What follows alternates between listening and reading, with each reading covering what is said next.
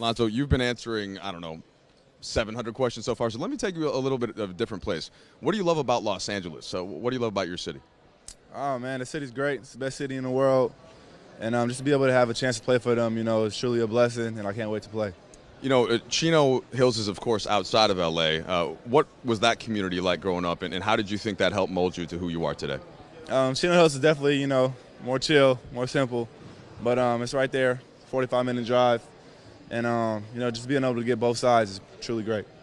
You're only 19, okay? So Magic was the guy that your dad, of course, followed closely, but you started to hear those stories, I'm sure, and it just so turns out that he's now running the Lakers. What do you remember from your childhood, your dad talking about Magic and the Lakers and kind of the influence that had on a kid growing up playing basketball in Chino?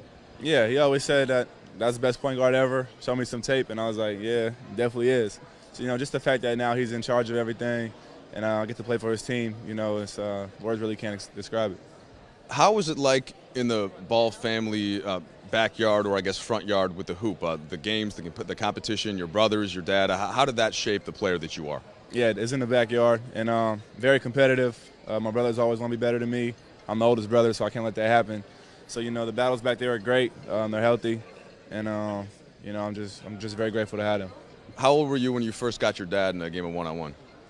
I never beat him in one-on-one. We've only played like once. I mean, he cheats, so we couldn't finish the game. But if we played today, it would not be close. Okay, so at a certain point, he was like, I better not test you one-on-one, because he figured that it wasn't his time anymore? Pretty much. He'll still talk about it today, but he'll never suit up for it. So, I mean, he's just all talk. A lot of people got to see the Foot Locker commercial and to see a different side, kind of a funny side of yours. But that is what the relationship's like. You then wrote the article in the Players Tribune. Having a father that cares so much about you, that's been that involved, how would you describe the whole situation that you wanted to make sure fans got to know? Yeah, me and my dad are very close. He loves me, I love him, and we got each other's back forever.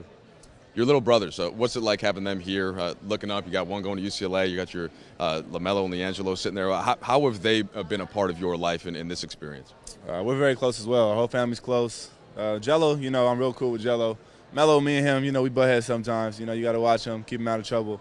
But, I love both of them, and I wish the best for both of them. That's what happens with brothers, though, right? That's kind of part of the deal. Especially the little one, like I said.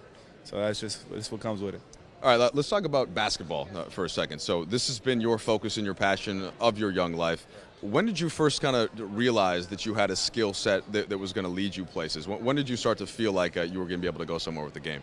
Ever since a young age, I've always been the best kind of in my class, in my school. But it kind of really hit me when I got to middle school. In 7th grade, that's when things, everybody started separating. And that's why I separated myself. And I started taking basketball serious, and now I'm here today. Offensively, you shot over 40% from three. You shot about 70% at the rim. And the mid-range, you didn't take a lot of shots in there, but that's kind of where basketball is going, right? Is to be able to be efficient, to maximize things. Do you think that you'll be able to play that same way, or as you continue to work on your mid-range game as well? Well, you definitely got to add to the game. Mid-range plays a big part in the NBA, as you can see. So I've been working on it all summer, so I think I'll be fine. With that, I know the Lakers had you get in some screen roll situations.